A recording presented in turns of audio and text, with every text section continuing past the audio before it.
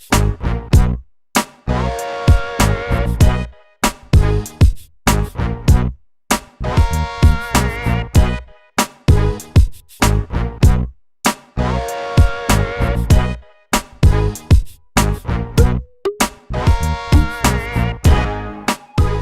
teoria da burocracia foi uma das divisões da abordagem estruturalista, que teve como principal pensador Max Weber.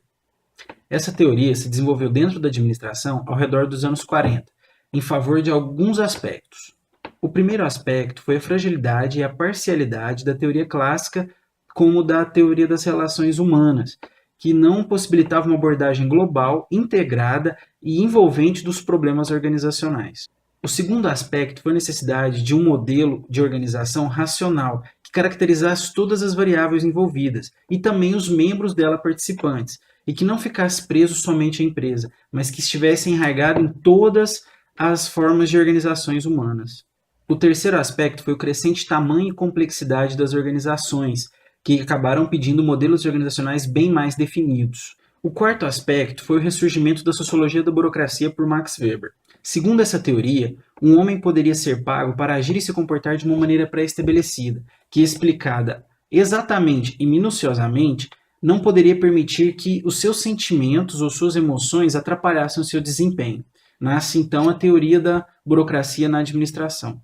Então a burocracia é um modelo de organização que se baseia na racionalidade, ou seja, ela adequa os meios aos fins, ou seja, os objetivos, fazendo com que seja possível alcançar a máxima eficiência dentro desses objetivos. Weber, então, identificou 3 fatores para o desenvolvimento da burocracia moderna. O primeiro fator é o desenvolvimento de uma economia monetária. Na burocracia, a moeda assume a remuneração em espécie para os funcionários, permitindo a centralização da autoridade e o fortalecimento da administração da burocracia. O segundo fator é o crescimento quantitativo e qualitativo das tarefas administrativas do Estado moderno. O terceiro foi a superioridade técnica, em termos de eficiência, do tipo burocrático da administração, servindo como uma força autônoma para impor sua prevalência. Assim, os sistemas sociais cresceram tanto que as grandes empresas passaram a produzir em massa e acabaram sufocando as pequenas empresas. Além disso, nas grandes empresas há uma necessidade crescente de se obter maior controle e maior previsão sobre o seu funcionamento. Na visão popular, a burocracia é vista como apenas uma organização que acumula papéis e que não consegue trabalhar rápido nas soluções. O termo também é visto como o apego dos funcionários às normas e regras que causam ineficiência e organização. O leigo, então, passou a dar o nome de burocracia aos defeitos do sistema. Mas para Weber é totalmente o contrário. Para ele, a burocracia é totalmente eficiente, e essa eficiência é alcançada quando se antecipa nos mínimos detalhes o que deve ser feito. As principais características da burocracia são o caráter legal das normas e regulamentos. A organização é ligada por normas e regulamentos previamente discutidos e escritos. Logo, ela tem sua legislação própria, que define como ela deve funcionar.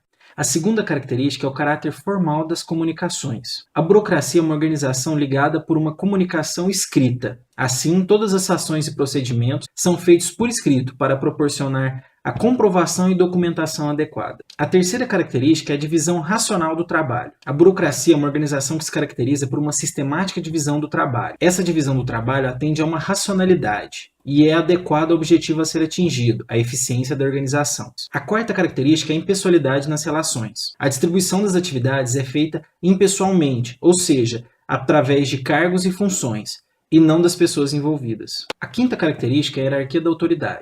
A burocracia estabelece os cargos seguindo os princípios da hierarquia, ou seja, cada cargo inferior está relacionado ao cargo superior. Logo, não há cargo sem controle ou supervisão. A rotina e os procedimentos é a sexta característica da burocracia.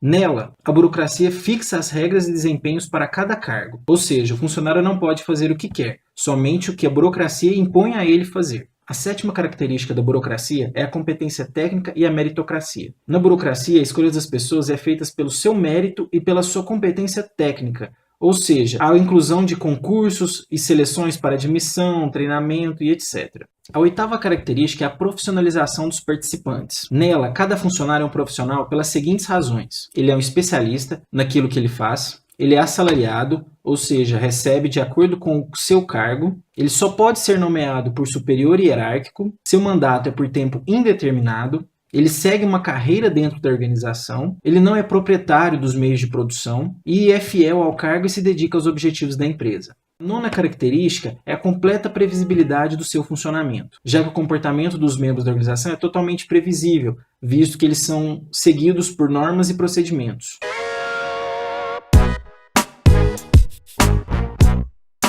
Quais são as vantagens da burocracia? Max Weber viu inúmeras razões para poder explicar o avanço da burocracia sobre as outras formas de associação. Em primeiro lugar, a racionalidade, em relação aos alcances dos objetivos na organização. Em segundo lugar, a precisão na definição do cargo e na operação, pelo conhecimento exato dos deveres.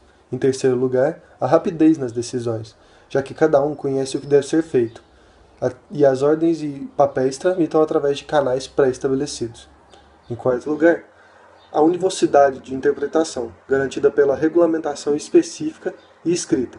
A informação é discreta, porque ela é fornecida apenas para quem deve recebê-la.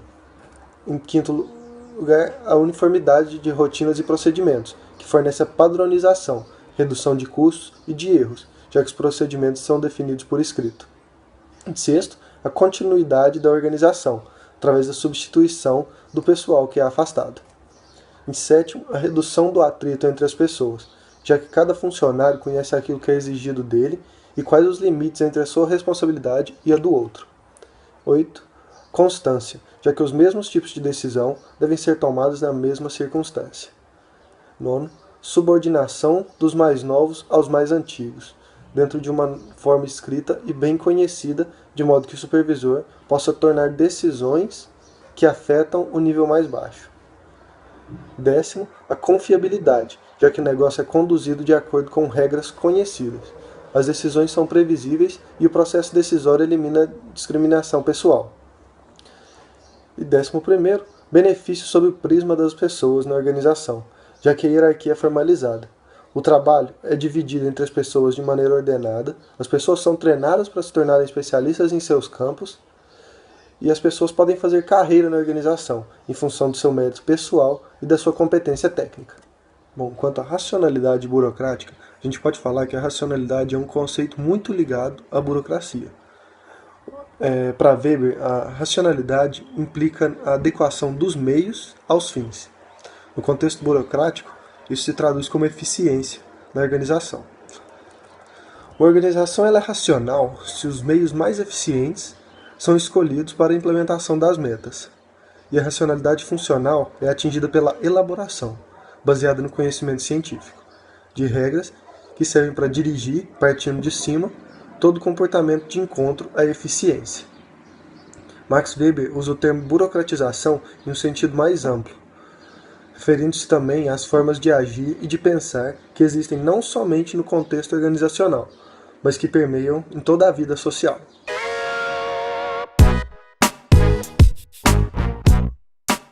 A burocracia possui também as suas disfunções, que são as suas consequências imprevistas dentro da organização. Em primeiro lugar, a internalização das regras e exagerado apego aos regulamentos. Ou seja, as normas e os regulamentos elas passam a se transformar de meios em objetivos. Elas passam a ser absolutas e prioritárias. O funcionário ele ganha viseiras e esquece que a flexibilidade é uma das principais características de qualquer atividade racional.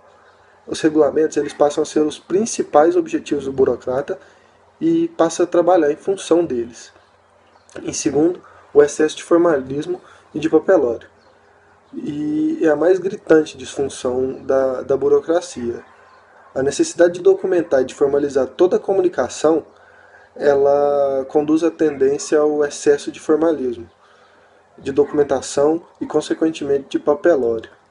Em terceiro lugar, a resistência às mudanças. O funcionário ele acostuma com a repetição do que ele faz e ele se torna simplesmente um executor das rotinas e procedimentos. Qualquer novidade é uma ameaça à segurança do funcionário e a mudança ela passa a ser indesejável. Em quarto lugar, a despersonalização do relacionamento. A burocracia tem como uma das características a impessoalidade no relacionamento entre os funcionários, porque ela enfatiza os cargos e não as pessoas. e isso leva a uma diminuição das relações personalizadas entre os membros da organização. Em quinto, a categorização como base do processo decisorial. A burocracia se assenta em uma rígida hierarquização da autoridade. Então, quem toma as decisões é mais alto na hierarquia do que quem as recebe. Em sexto lugar, a superconformidade às rotinas e procedimentos. A burocracia ela se baseia em rotinas e procedimentos, como meio de garantir que as pessoas façam exatamente aquilo que se espera delas. As normas se tornam absolutas, as regras e as rotinas se tornam sagradas para o funcionário passa a trabalhar em função do regulamento e das rotinas, e não em função dos objetivos organizacionais que foram realmente estabelecidos. Em sétimo, a exibição de sinais de autoridade. Como a burocracia enfatiza a hierarquia de autoridade, torna-se necessário um sistema capaz de indicar, aos olhos de todos, aqueles que detêm o poder. Daí surge a tendência à utilização intensiva de símbolos ou sinais de status para demonstrar a posição hierárquica, como uniforme, localização da sala, do banheiro, do estacionamento, do refeitório, o tipo de mesa, entre outros fatores. Em oitavo, a dificuldade no atendimento aos clientes e conflitos com o público. O funcionário está completamente voltado para dentro da organização e para suas normas e regulamentos internos, para suas rotinas e procedimentos, e acaba esquecendo o exterior da organização. Com isso, a burocracia torna esclerosada. Ela fecha seu cliente, que é seu próprio objetivo, e impede totalmente a inovação e criatividade.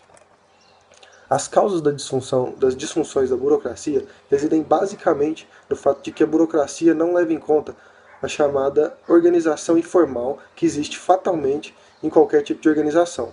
E ela também não se preocupa com a variabilidade humana, que são as diferenças individuais de cada pessoa, que necessariamente introduz variação no desempenho das atividades organizacionais, em face da exigência do controle que norteia toda a atividade organizacional e que surge consequência imprevista na burocracia.